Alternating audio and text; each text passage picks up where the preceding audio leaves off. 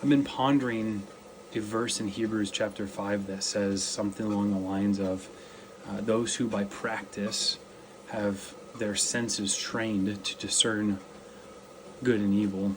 And so I looked up the word senses, and it's not just the reality of perception or discernment, it's an organ of perception. And so it's like all of these senses we have, I'd say the 5 senses: taste, touch, sight, smell, hearing, plus an understanding mind.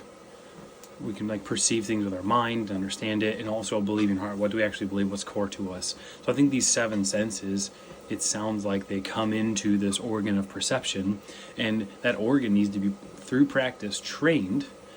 So I just asked, what in the world, how do you practice an organ that doesn't really physically exist? Maybe it does.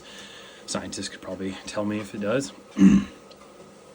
And so I just started from square one. What does it look like to practice training your senses? So a friend of mine very wisely said, well, I know they say that people who are deaf can see better, or people who are blind can hear better. If you take away one of the senses, why do we can't find where we're going, realize we took the wrong turn, we turned on the radio because we need to be able to see better.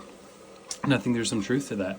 So on Monday of this week, I fasted, not that important, but Sunday night, didn't eat anything after dinner, didn't eat anything until Monday night's dinner. I just wanted to see how many senses I could reduce. And so first thing in the morning, before anybody else woke up, it was like 6:30, still dark. I went into my bathroom down in the basement, shut the door, and there's no light in there. I brought my earplugs, the noise canceling earplugs, and I shoved them in my ears, and I just sat there on the toilet. It was not comfortable, but I just wanted to see if I'm paying attention and I limit my senses, what are my other senses that I'm not limiting? So in that perspective, I can still smell, I can still feel what I'm touching with my feet and my hands, and I'm sitting on the toilet with clothes on. I think it focuses on your perceiving mind and your believing heart. And so then stuff starts coming out about what do I think about the day? What do I think about last night or the day before, processing anything? What about I think about the future? What are my worries? What am I believing that's true or untrue? And I think it begins to become really clear what's going on in my heart and in my mind, because it's pitch black. I can't hear anything, and the heartbeat in my chest is louder than anything else.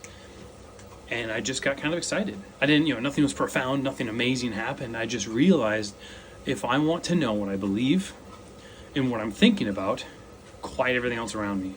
Quiet and dim the lights. I don't think fasting really did anything for me in that situation, but I also think fasting is a huge thing. If you want to realize your dependency on food, oh my goodness, just try fasting. Fast for 16 hours, 12 hours, I don't know. Depends on how, I would call it being mastered by food. I'm mastered by caffeine. I didn't do caffeine on Monday, and I had a terrible headache. I had to drink lots of water. I took salt tablets to try to get magnesium in, or sodium, because I knew I was mastered by it. What are we mastered by? I think that's part of the idea of training our senses. Can we even go without caffeine for a day? Or do we just go into a spiral of pain and headache and complaining and distraction because we're focused on the headache? That's not good. That's not a life I want to live. So I think that's part of what it looks like to practice training our senses. What do you guys think? What are some practical ways to train your senses?